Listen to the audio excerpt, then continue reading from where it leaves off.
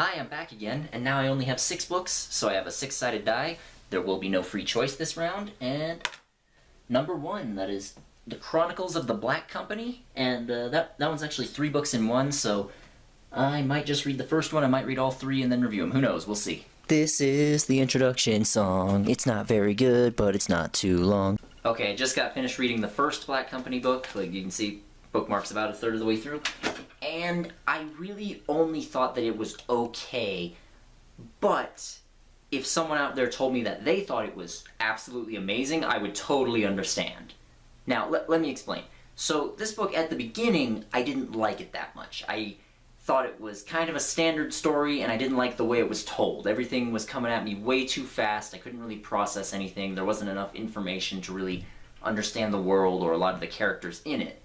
But as it went on, and the story got a little bit better, and things just started to click into place. And at one point, around 2/3 of the book, I realized why people like this book. I realized what the potential of it is, or what the appeal of it is.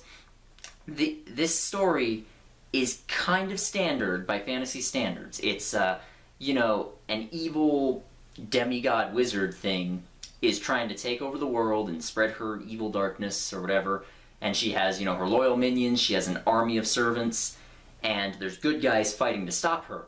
However, the Black Company is working for her, and for a long time it seems like, okay, they're just heroes for the wrong side, and you kind of buy into that because the main character is a decent enough guy, and the Black Company does have a sense of honor. But after a while, I realized the Black Company aren't heroes for the wrong side. They're the bad guys. So it's a standard fantasy story told from the perspective of people who are murdering, raping, pillaging, they're monsters. They're terrible people. They are the bad guys. And so once I realized that, it didn't make me like the book a whole lot more, but it did make me realize, okay, yes, this is why other people would enjoy it. So like I said, this story follows the Black Company. They're a mercenary band who at the beginning are kind of lashed to... No, someone's vacuuming. At the beginning, they're kind of lashed to a failing king, basically. They're there in his city trying to help keep order, but there's just no way they can do it. And so, after a little while, they just cut loose and take another contract, which happens to be working for this person called the Lady. And she was this, like I said, an evil, powerful wizard who tried to take over the world a couple hundred years before the story takes place, along with this other guy called the Dominator, and these other powerful wizards who are like their lieutenants, and they're called the 10 Who Were Taken. And they were defeated, but they weren't killed. They were just put to sleep, and then they woke back up. And the company, partially because they need money, and partially out of their sense of honor, they stick with the Lady through thick and thin, through the whole story. And, again, they are the bad guys here. And maybe I'm kind of spoiling something because I didn't really realize that until partway through, but I don't know, maybe I'm just being dumb because, yeah, they are the bad guys, and that's probably the most interesting part of this story. Another thing that I thought was good about this book, but not great, was the main character, Croker. Now, he's definitely a lot different than most fantasy protagonists, and really that's this whole book in general. It takes a couple of really big staples of the fantasy genre and just changes them around or shows them from a different perspective. But anyways, Croker is the main character, and he's like the physician for the Black Company, but he's also their historian. So this book is actually him just writing down everything that the Black Company has done. And he also straight up admits that he leaves bits out that make the company look bad. Because he sort of says, yeah, my brothers, they rape and they murder and stuff, but, they're my brothers and I don't want them to look bad. And, okay, that's pretty cool. I do enjoy the idea of an unreliable narrator. That's not something we see very often in fantasy. But I do get if people would be a little annoyed by that. I also do really like that Croker is basically a good guy. He just feels really obligated to help out his family, because, the Black Company is his family. And he has a cool relationship with the Lady. I don't know. I don't know if cool is the right word, but it's something I haven't seen done very often, at least not in this particular way. And I wish they had spent a lot more time on it because it doesn't really come into the story that much until near the end. The climax is also really good. Like, there's just a big battle which lasts like 40 pages or so, and yeah, it's just cool. You know, I don't have a whole lot else to say about it. It's just a cool battle. Beyond that, there's not a whole lot about this book that I think is particularly good, because it's fairly short by fantasy standards. You know, it takes place over the course of over a year, and a lot of very important events are kind of glossed over. Like, there's literally parts where Croker writes down, yeah, and then the next day we battled a bunch of rebels, and then we won. And it's literally just written like that. And in context, it makes sense. Like, you know, he wouldn't... he's the historian for the Black Company. He wouldn't write down every detail if it wasn't that important. But as, you know, it makes it harder to get into the book. Especially because we don't get a whole lot of info about a lot of the characters. Like, even Croker, who I thought was good, we never really find out who he was before he joined the Black Company, or why he feels such attachment to them. And, I mean, just knowing that he has attachment to them gives him some depth and makes him more interesting. Sure, I'm not denying that.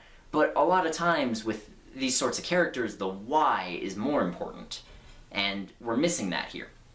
And there's also a whole lot of other characters who are in the company who just sort of get a name, and they might have a bit of personality if they have enough screen time, but a lot of them don't have enough screen time because it's split between so many different characters, and we never really get a description of what they look like, and we don't get a good idea of who they were before they joined the company either. So a lot of them just sort of blend together, and even the ones that don't blend together didn't stick with me that much.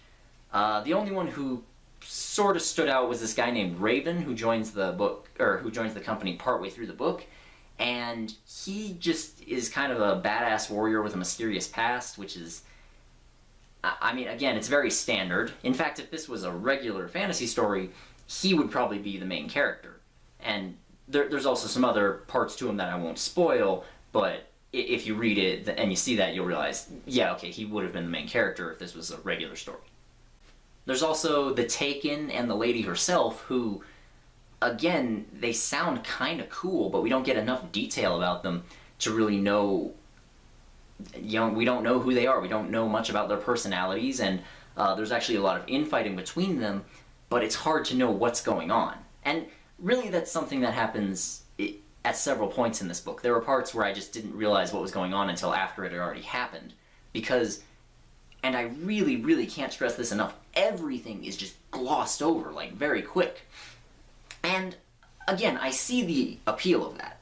Like, if you're someone who wants to kind of read fantasy, but you're intimidated by the huge lengths of most of those books, then this one might appeal to you more, because it cuts out a lot of the details that you might find extraneous or unnecessary, and it just kind of cuts right to the heart of the matter and skips over unimportant bits, yada yada yada.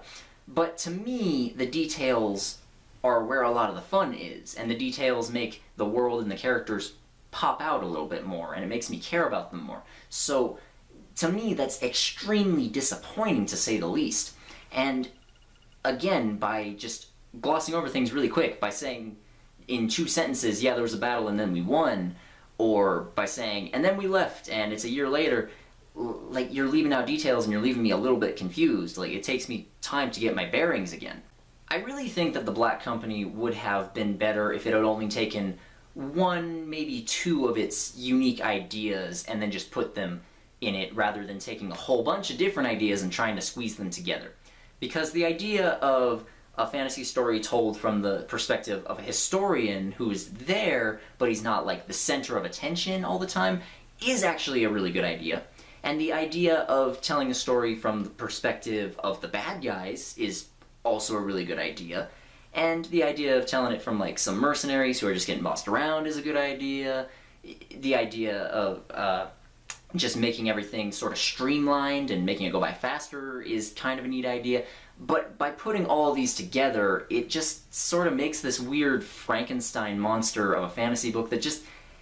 I just really could never get that into it. And I want to clarify again, it's not bad. Overall, I just think it's okay. So if you're looking for a traditional fantasy story told in a unique way, you'd probably enjoy this. If you're maybe sort of a military sci-fi fan and you're looking for like a military fantasy sort of book, you might enjoy this as well, because the company does come up with some interesting ideas and maneuvers, both in combat as well as outside of combat, to like assassinate rebel leaders and stuff, and those bits are fun. So if you're into that sort of thing, you'd probably really like this. But if you're just looking for something that's really subversive, like Mistborn, or if you're looking for just a regular fantasy book, you wouldn't enjoy this very much. But honestly, this one, maybe I'm alone on this. Like, this is kind of a weird one, and I really just think you should check it out for yourself to be sure.